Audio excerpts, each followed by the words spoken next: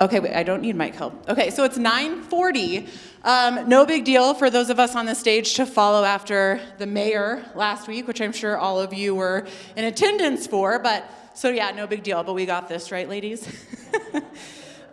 So we're here to continue in the Matthew 25 series.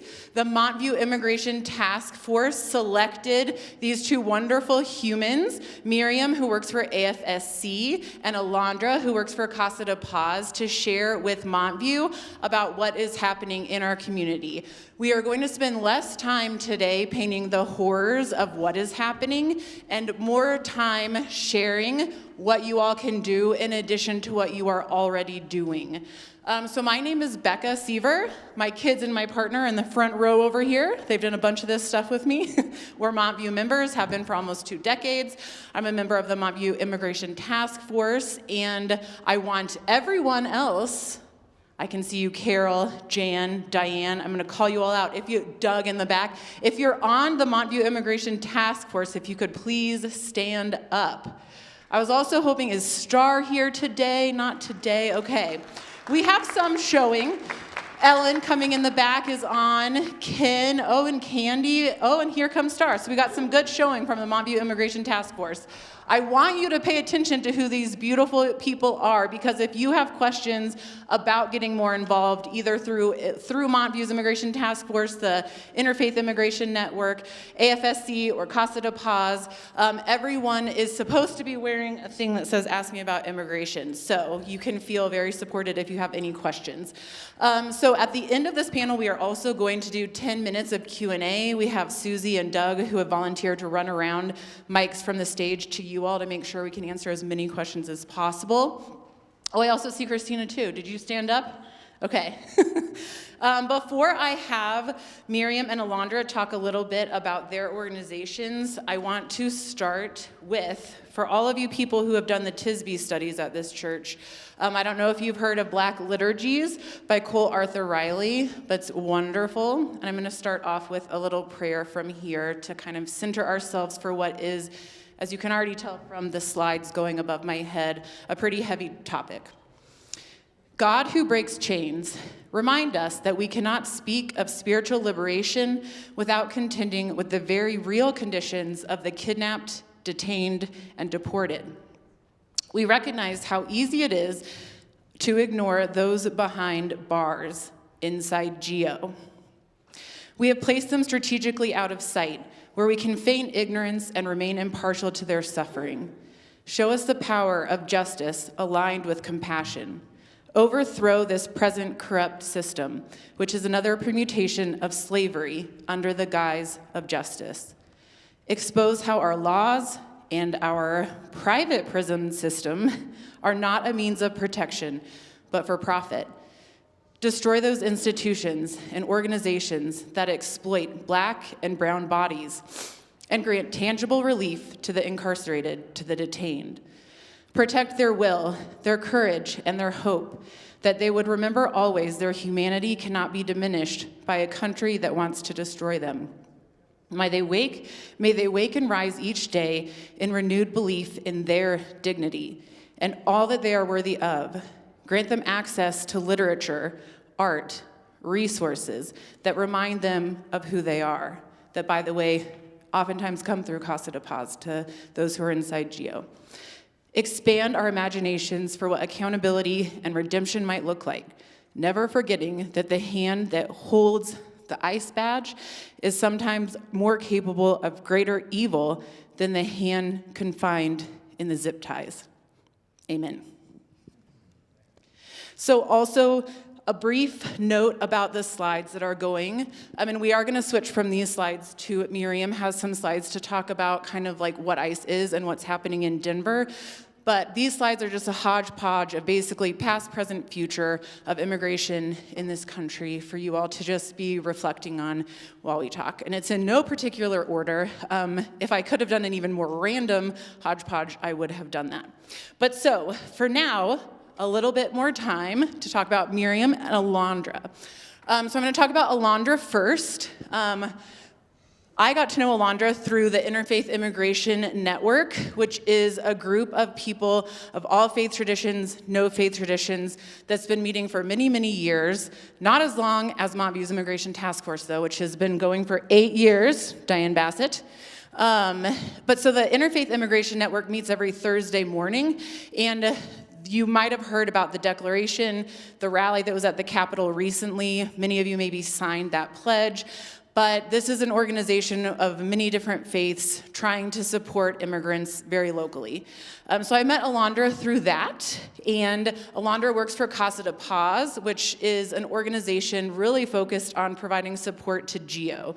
So part of what Alondra is going to share with us about today is what GEO is, and what her role there is. And then Miriam is here to provide information, knowledge, and opportunity for people to get especially connected to what is called the Colorado Rapid Response Network, which is, you will hear a lot more about it, so I don't need to get into it too much. But Miriam works with Piper and Jordan, and if things are going on in the Colorado community, new legislation being passed to protect immigrants, ICE out of courthouses, the fact that ICE cannot act as police officers in Colorado, which is not true of almost anywhere else, AFSC is often the organization driving a lot of policy that protects immigrants, and is part of the organization that got the Colorado Rapid Response Network going, which is also something that we have in Colorado that does not exist anywhere else. So first I want Alondra in like 2 to 3 minutes to share about what is Casa de Paz and your role there and what I forgot to say. Hopefully this works, yes. Well, good morning, everyone. Becca, thank you. My name is Alondroa Flores. I use she, her, ella pronouns, and I'm the Associate Director at Casa de Paz. Casa de Paz is a nonprofit organization that began in 2012. It started in a one-bedroom apartment down the street from the detention center, and now Casa de Paz has an actual house in the neighborhood. We are about a 10-minute walk from the detention center, and that's very important. Why? Because the work that we do centers around the people getting released from the detention center. So probably now most of you, if not all of you, know that there is an immigration detention center here in the state of Colorado, and it happens to be in Aurora. And so people are getting released from the detention center, and when they get released, they really do get released onto the street. Most of the time, they are, most recently, people are a lot more in community. But prior to January of 2025, we saw a lot of people getting released that were out of state. And so they would get released, and they're like, where are we? Our volunteers and staff members, we are stationed outside of the detention center, and we have a van. And so when people get released, we are there, we welcome them, we offer them to come to Casa de Paz, we offer them a meal, just temporary shelter, clothing, just really basic items that every human being deserves, regardless of who you are, where you come from, what your situation is. So then we bring them to Casa de Paz, and we are able to provide them with transportation to their families all over the U.S. We have Wi-Fi. So I learned at Casa that universal language for Wi-Fi and pizza are great. So if you say Wi-Fi in any language they understand, you say pizza, they're like, yeah, we're going with you. And so, so I learned that while at Casa. And so we say those two words. We don't have to know the same language. They know that they trust us. We say Casa de Paz, and they know they can trust us, and they come with us. And so that's our main program, is our welcome team, welcoming people who are getting released. And we also have our letter writing program and our visitation program. And after this, I can talk more about those. But yeah, we're seeing a lot more people getting detained and a lot less people getting released. Nonetheless, we are still seeing people getting released from the detention center, and we are there to be able to welcome them. Okay, a few more questions before we go back. So right now, Alondra, how many detention centers are there in Colorado? Right now, there's only one, and it's in Aurora. Many of you, I know, have met you guys in some protesting. You know, there's some possible in Walsenburg and Hudson and a little bit more down south. Hopefully that doesn't happen, but right now there's only one detention center here. Okay, so the detention center is what happens if ICE has successfully taken someone, snatched someone, probably most likely on their way to work or when they're going to pick up their children from school. So for the people who actually get taken by an ICE agent in Colorado, sometimes they end up in the Geo Aurora Detention Center in Aurora. So it's close, it's in our community, and also, I guess one thing just for you all to know, just kind of like big context about the GEO facility is it is a private company. Some of us might have stock in it, which we might want to check, but it is for profit. It is for profit, and it is located here. Okay, so that's GEO and the detention side of things. So AFSC, what sorts of things has AFSC been doing? Yes. Hi, guys. My name is Miriam Guadalupe Ordóñez Rodriguez, she, her, ella pronouns. I always forget my title because I don't think my title matters. What matters is who I work with and for. I think it's something around Immigrant Rights Program Coordinator. And AFSC, we do a lot of different things around immigrant rights. AFSC, as you guys might know, is an international organization. However, in Colorado, what we really concentrate on is immigrant rights. And so, for example, my program that I coordinate, which I believe it's managed, but I'll talk to them about this another time. It's called Not One More, and it's about Not One More deportation. It is serves directly impacted people. A lot of the work I do is prevention, as well as helping people while they're in detention and the aftermath of what happens. For example, right now, I'm actually working by reaching to multiple Congress people to get someone deported, because there is cruelty in every part of the system where people are even begging for deportation. And the fact that I have to reach out to Congress people to even get someone deported is abhorrent and obscene, but I'll talk about this later. AFSC also right now is working on a campaign along with Casa de Paz, which thank you to Casa de Paz for showing dignity to people in one of the worst times of their existence in a transition period that is inhumane. We are working with Casa de Paz and other organizations to shut down GEO. That is a campaign that we're actively working on. We also, some of the work I've been doing is not only are community members being kidnapped, right, and imprisoned, they're also they are victims of fraud. A lot of the work that I've been doing as well recently has been with the AG's office, demanding them to do a public campaign to help prevent fraud. I recently had a training this week, training folks in community as to what fraud looks like, how to prevent it, how to report it, around lawyers and notaries. Because, you know, when we see the amount of violence we're seeing, things just get worse for community members. So I'm going to interrupt there because I'm looking at Bob. I saw Rob Mathis in here, my own partner Dave. For those of you who are lawyers, this might be a way you want to plug in, but there is a huge issue of lawyers preying on people, pretending to be immigration lawyers and different things. So if that speaks to you, keep that in mind.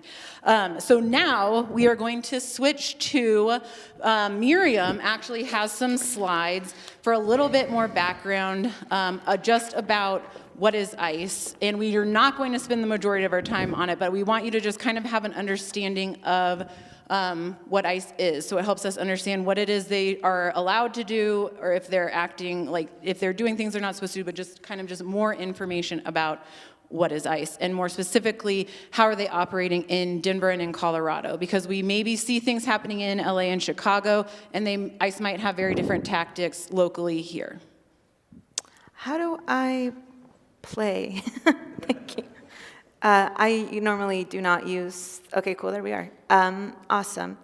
Thank you so much over here. Yeah. Cool. So, really quickly, right? This is a larger presentation that I normally do, and I do just want to state really quickly, this presentation was one of the most heartbreaking presentations I've ever had to make in my life, and it came from data from CORN, which I'll talk about later. However, this presentation was given to undocumented people, and it explains how ICE is hunting them down. So just think about it this way. Imagine someone presenting to you how you're going to be hunted down. That's what this looks like. And also, I do want to say that the tactics we're seeing in Colorado are different than in other states, and it's a lot to do with the laws that we've passed that have successfully protected us. However, it's still not enough. We're seeing ICE, for example, wait for people and stalk people on the way to work, coming back from work. They know their hours. We're also seeing, we're not really seeing large sweeps, and like we are in other states, but we are seeing excessive amount of force, no warrants, and they're operating really early, as well as now they're operating on the weekends. We're also seeing every month they do a really large demonstration of power to frighten community, because if community are frightened, they're easier to pick up. We're also seeing that they do not have a uniform, right? This is what ICE looks like, for example. And so ICE is all of these different departments, but they do not have a uniform. These are uniform pictures of ICE, but sometimes they are wearing civilian clothing. Sometimes they change colors. So basically, the predator that's hunting you is changing their skin every other second. You don't know who's targeting you. From there, and of course this is on ICE tactics, but I'm not going to get into it today. With this being said, the problem with this administration is that it has instructed federal agencies to participate in immigrant enforcement, which means, right, that people are getting further confused, because we had a raid where the IRS was present. We had a raid where it was the IRS, it was ICE, the FBI, ATF, and U.S. Marshals, and DEA, right? And one of the things that I just want to really emphasize is this is a waste of money and resources. And during that raid, for example, shots were fired at people, people were held, but because of the CORN hotline, we were able to help people not be kidnapped during broad daylight while just doing construction work. And I want to interrupt one right now, because I know, so Montview has sponsored families from Afghanistan and Venezuela, and these are immigrants and refugees and newcomers who are here through the systems. They're on paper.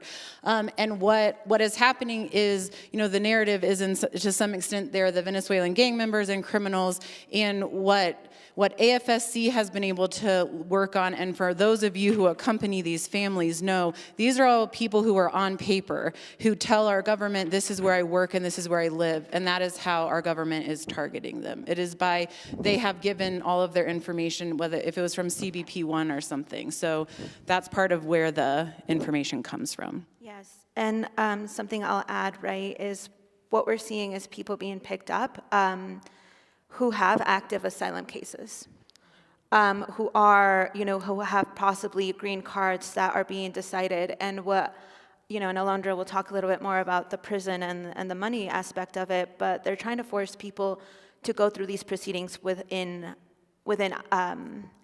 prison, which isn't necessary. We have people that have U visas, that are working on those.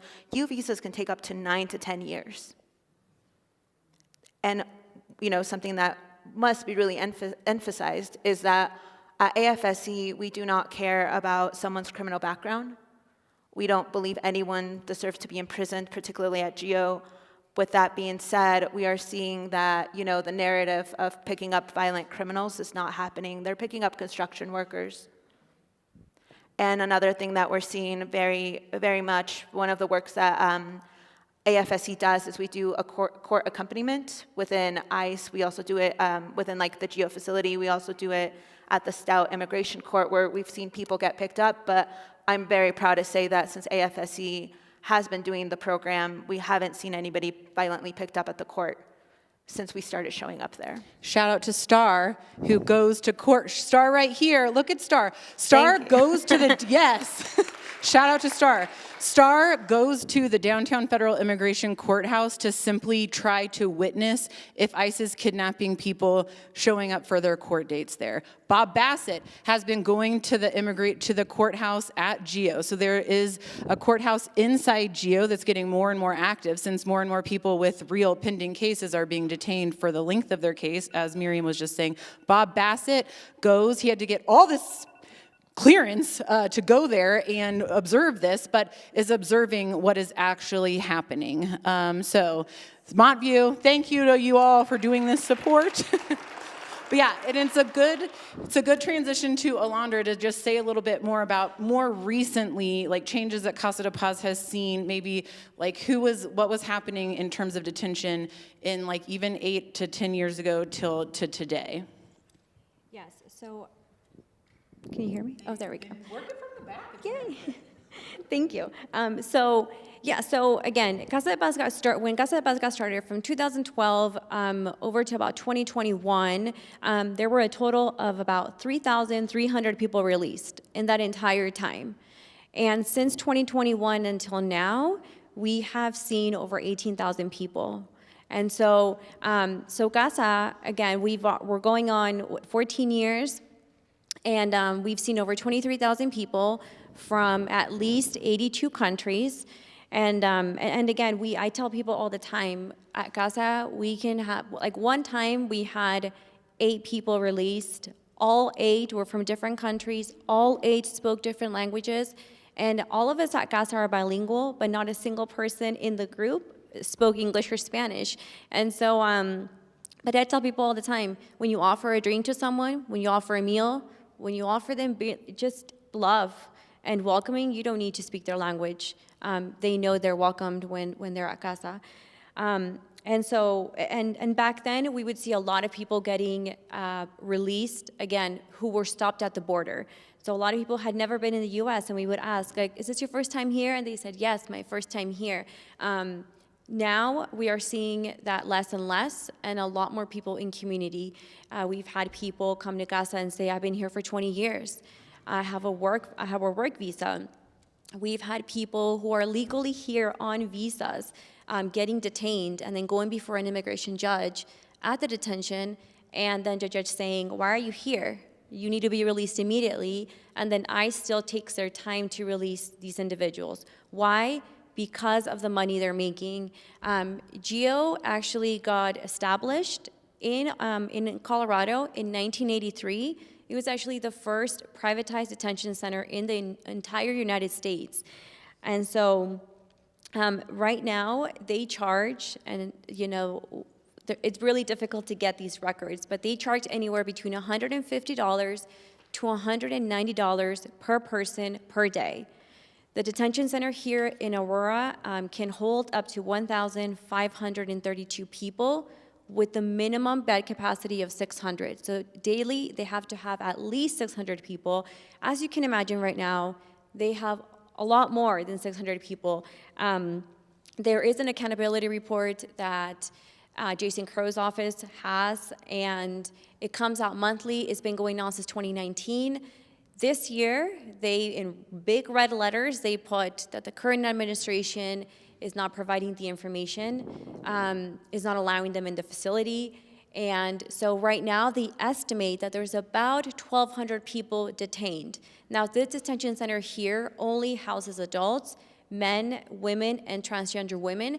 And that's something that's very important, because as of right now, this detention center is one of 2 in the entire nation that houses transgender folks.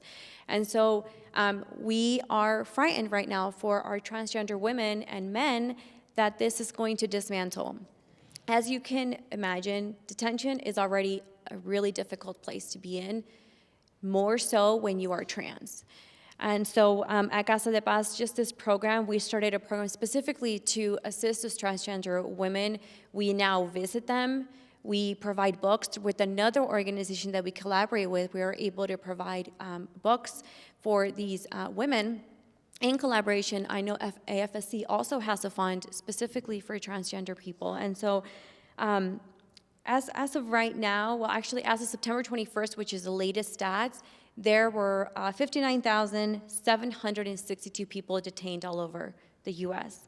And out of all of those, only 1.59% are being deported based on criminal activity.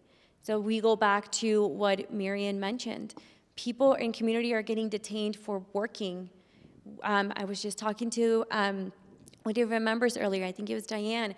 We've got a phone call on Friday from a school teacher saying, we had to reach out to a student because she hasn't been coming to school. We didn't know why. She finally said, Mom got detained. I have been at home with my little sister unsupervised, because I am scared. This is happening in our communities, and it's been happening a lot, but right now we are seeing it. And it is finally, now that, that the media is really showing these stories, is when we are realizing this is really happening to our neighbors, to people that go to school with us, to people who work with us, people we shop with. Well, and right there is a good, we were joking before that if you can tell, there's a lot of passion, and so it's just so hard. There's so much to talk about. But one huge thing about this is that I think both CASA and AFSC and other orgs put together an accountability report, and as you leave in the back, there's a QR code that you can scan and read the accountability report, the most recent one about the conditions inside GEO. So if this is something that you are passionate about, there is a lot of ways to plug in to continue getting that information and getting it to elected representatives and other people to try to make change for some of that, and that's led by Casa de Paz. So that's a huge effort. And I know, everyone in here, if you're doctors, if you're school teachers, you probably have plans in place for if ICE comes to your healthcare clinic, if ICE comes to your school. My third grader sitting in the front row, his school had ICE plans. The principal put the phone number on every child's backpack because we knew it was a school that would be targeted by ICE, and so everyone had a plan in place for when parents don't pick up kids from school. So that's the reality of what's happening. But there are a lot of things that are also happening to prevent the kidnappings and then to show love to the people who do get kidnapped. And so the next portion that we want to move into is, I'll help switch, is the Colorado Rapid Response Network. Just for a show of hands, how many of you have heard about the Colorado Rapid Response Network? Yes, Montview for the win. Love it. So did you see that? There's a good familiarity. But we want to, again, highlight what it is, because we can't get the word out enough, and it is helping prevent kidnappings. And even if we arrive to the scene too late to stop someone from being taken, it shows that whoever is left in the aftermath sees someone like Diane's face showing up in that moment and loving them. So talk about corn and what we can do. Thank you. One of the things, right, if you guys don't have this number saved on your phone, please save it. Also, Alondra was really kind to bring some Know Your Rights cards that are in the back that has this number as well. You call this number when and if you see ICE or if you suspect ICE activity.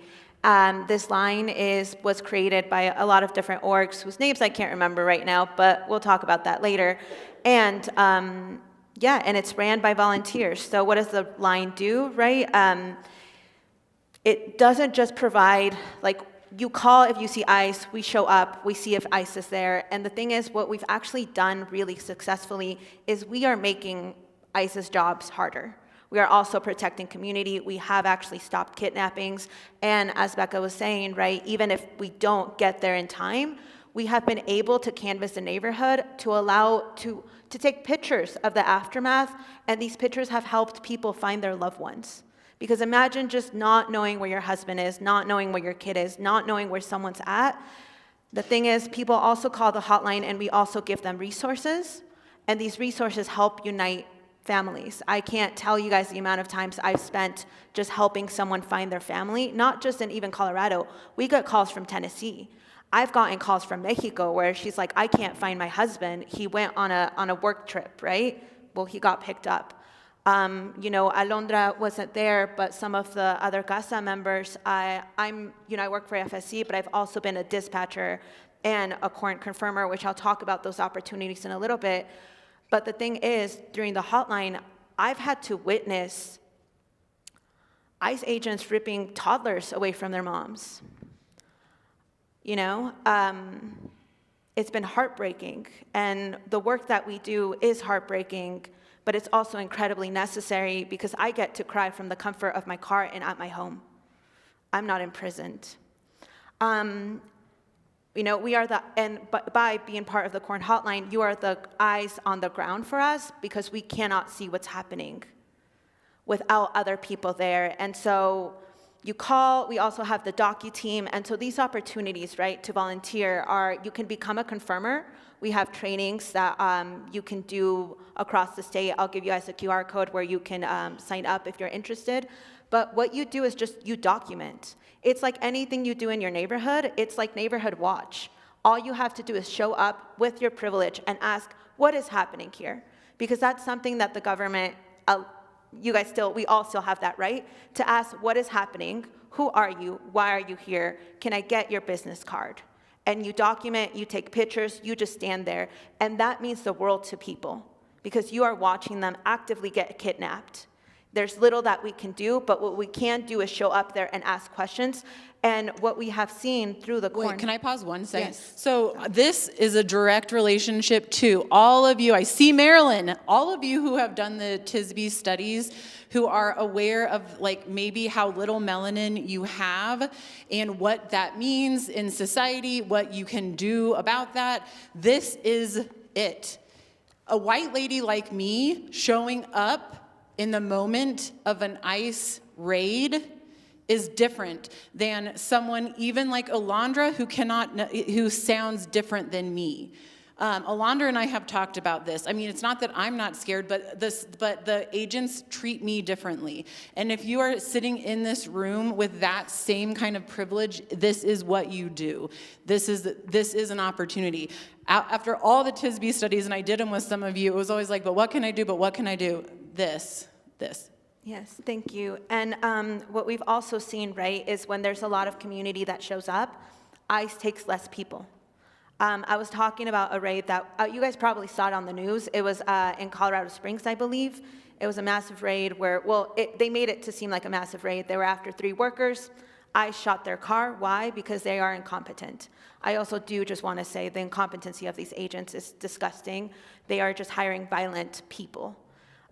With that being said, right, a lot of confirmers showed up. They didn't have to do anything. They had to do what you're doing here, sitting and witnessing, and just asking questions and taking photos. And because of that, we were able to document, 1, collaboration between cops and ICE, which, by the way, is illegal. And so through this hotline, too, we are collecting so much data, and all that data we use, 1, to create more resources for community, but to also pass laws.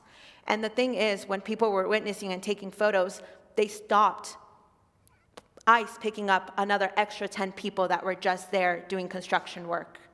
For example, this is a great example of something we did. People kept getting these notices and no one knew what was happening. Cool, because of the hotline, we were able to understand that there might be a massive raid. We organized immediately, we had protests, we are still there. Showing up every day, but what we've seen is when communities show up, they don't pick up people. A person had an ISAP appointment, which I don't have enough time to talk about what ISAP looks around immigration, but this person was going to go meet ICE, right, for a check-in. Her entire church community went with her. They did not pick her up. It's just about being a witness to the violence. And I know it's painful and I know it hurts. However, we are in different places of privilege. And it is our duty to protect each other. Some of us are in the back, sadly, because we can't be in the front. The reason I speak at events is because the members that I work with are undocumented. They are scared. This week alone, we had a meeting with the governor's office to talk about the lawsuit because he's still trying to turn over children's data to ICE, by the way, if you guys aren't paying attention to that, even though a judge said no. We had an appointment with him. He invited us to the Capitol.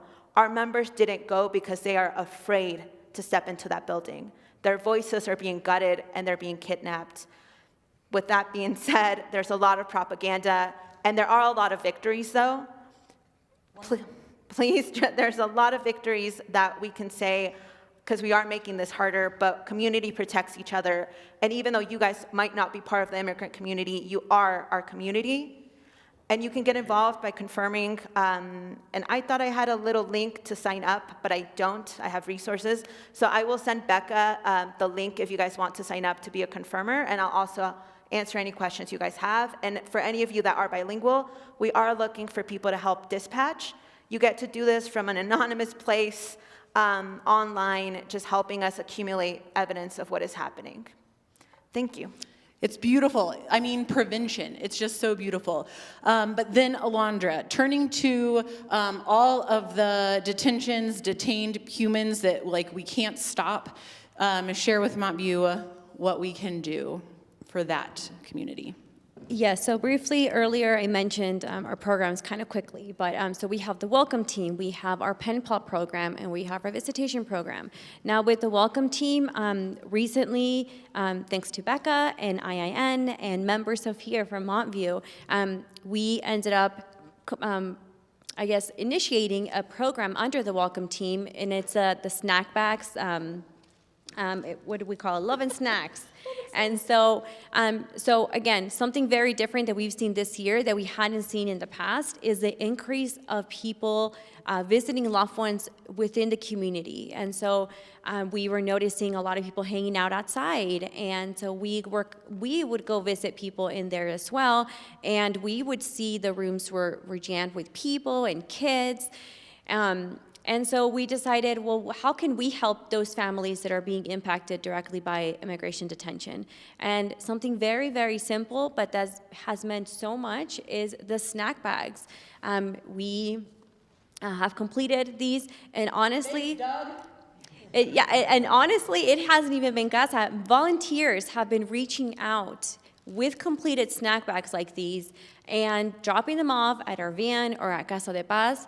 And our volunteers have been able to provide these snack bags to families. Like this week alone, I believe we gave out 53. And that might not sound like a lot, but it's a lot compared to a few weeks ago when we were giving out 12.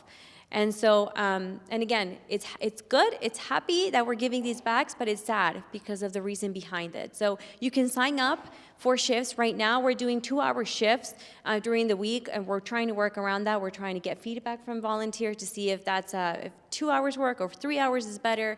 And so you can sign up for snack bags outside of the detention center.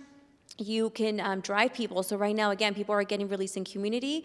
We're still getting people out of state. And so if you are able to drive somebody to the airport, to the Greyhound bus station, to their house in Denver, please reach out to us, volunteer with us. And then the other one is, again, pizza. So we've had people who say, I want to volunteer, but I don't want to drive. I also I'm scared to go to the detention center. I don't want to do snack bags.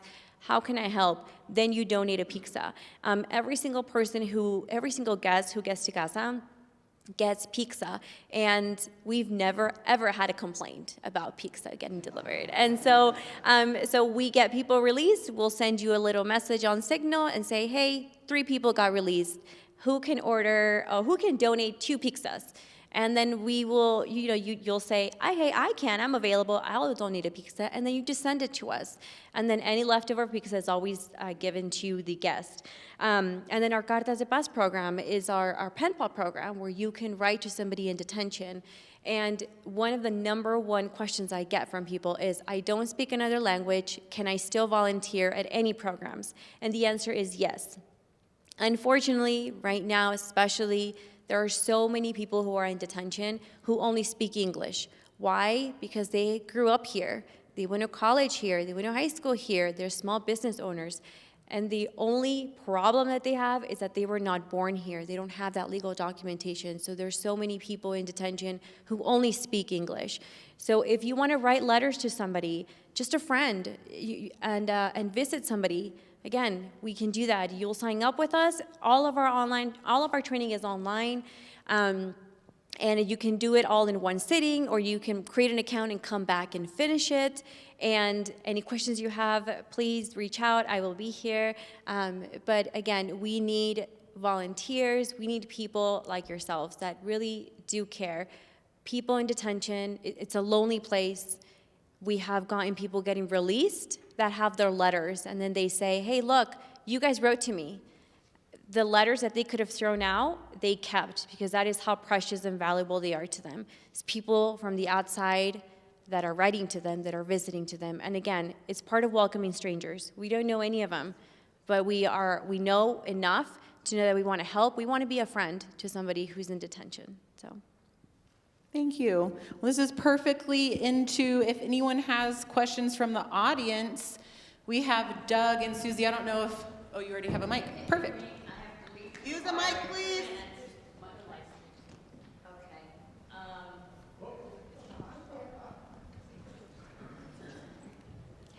I would recommend that Montview have a drop-off place for snack bags. I have 3 other volunteer jobs that keep me busy full-time, but I could make snack bags at home if I knew what they were for, and a place here in the Commons to drop them off. We got you. The Montview Immigration Task Force will do that. I see thumbs up from other members. Thank you. Who owns the detention center in Aurora, and do you have contact information for them? So the detention center is owned by Geo Inc., and that is, again, a private, and it's not just here. They have facilities, private facilities all over the U.S. The biggest 2 companies are Geo Inc. and Core Civic. And Core Civic is actually the one looking into Walsenburg. So right now, they own that land. And so they are able to reopen these detention centers that at one point were jails because they own the land. I don't have direct contact information, but I can get that for you. And I mean, AFSC just had an event yesterday. They have a shutdown GEO campaign. The Interfaith Immigration Network is discerning whether to support AFSC's shutdown GEO campaign. Maybe Montview wants to do the same thing. But there are people working on getting the contract with GEO that is up in 1 year to be not renewed. What hopes are there for immigration reform in the United States? If I may take this one, right now there is none, to be completely honest. I know one of the things that we've had to speak about, and I'm trying to understand how to properly say this to other people, right, is part of what AFSC does, and we're really proud of the honesty that we share around immigration and about the work we do, is that right now, what we're seeing is everyone's being picked up, right? Like something that Alondra, around the detention center is we're also seeing people from Florida. So part of the cruelty of the system is they'll send you to another place where you don't have contact with your family. That's why it's so important what Casa de Paz does. I've seen people's mental health just deteriorate. People that I don't know, it's just sadness and a pit, and hallucinations. It's really bad. But with the immigration reform right now, I do not see any hope right now. And it hurts to say that because they're being hunted down and they're making money, right? They're pumping money out of putting people in cages that just came here to work because it makes private industry more money. And right now, if you guys have seen, there is this rhetoric of white supremacy. They are hunting us down on the street. And I don't know if it got to the slides, but I included excerpts from a recent United States Supreme Court case on the emergency docket that it literally says, yes, ICE agents may racially profile when carrying out ICE enforcement. That is where we are. And the AFSC, the Shutdown GEO campaign, if you find it online, they have information there that is about reform and abolition, and this is stuff that comes up in the Tisby studies too. I mean, this church, the white church in America, was founded on, some white supremacist principles. How do we reform institutions and systems? Yes, it's a good question. And if I may also add really quickly, just because there's no hope doesn't mean we're not going to keep fighting. We can't keep fighting, and right now it looks really grim because of the administration and everything in place, because they are dismantling. But the thing is, both parties created what we're seeing, but we can't stop fighting, and it is our duty to fight and put up a fight and slow it down. Alondra, did you want to speak to this one before we get the next question? I can tell. Go. I just have a lot. I have a lot of thoughts, just like Miriam mentioned. Even with DACA, I have so many friends, especially friends and family members under DACA, and that's something that, again, we go back to being brought here as children and having to still not be American enough. As an immigrant child myself who was brought here when I was 3 months old, there's so many people sitting in detention right now with the same story. And we are so grateful for AFSC, who continues this fight, because just like Mary mentioned, just because right now there's no hope doesn't mean we're not going to stop trying.